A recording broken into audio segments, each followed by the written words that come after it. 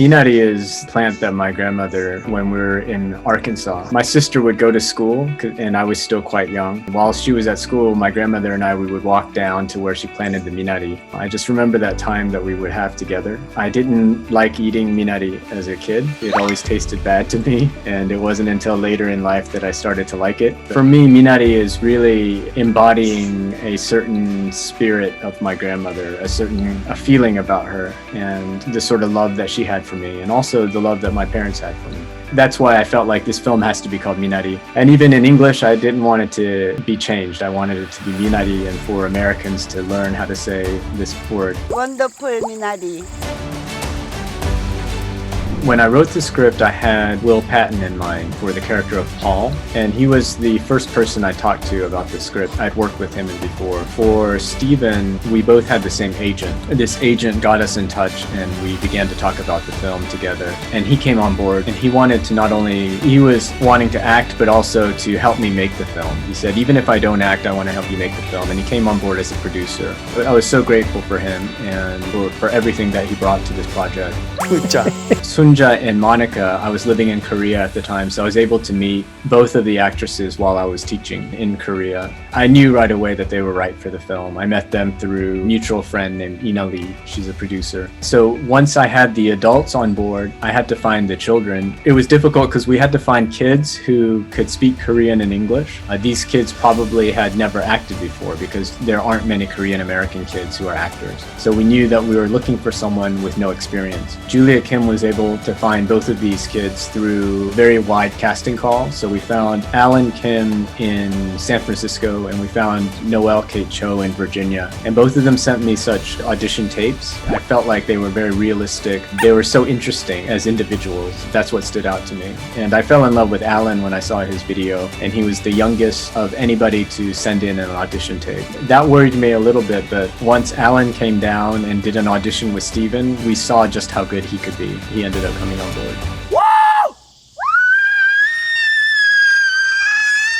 잘했다, 잘했어. I think the most memorable always has to do with family. Growing up with my parents in Arkansas, it was a hard life, but they made it happy for me. They made it a good life for me. And then now, as I spend time with my wife and daughter, even during these difficult times of the coronavirus, I mean, this is the stuff I'm going to always remember. It's not going to be work or anything else. It's really family. Good boy.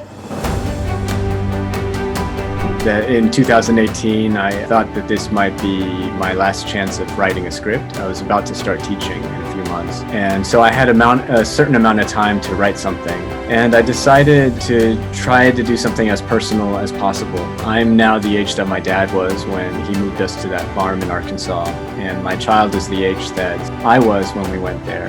So something about that timing seemed right for me to try to understand my father's perspective more and to start to look at the world through my daughter's eyes by looking back to what it was like for me. I started to write down many memories, like 80 memories about that time, and I started to see that there was a story there. That's how this screenplay really began.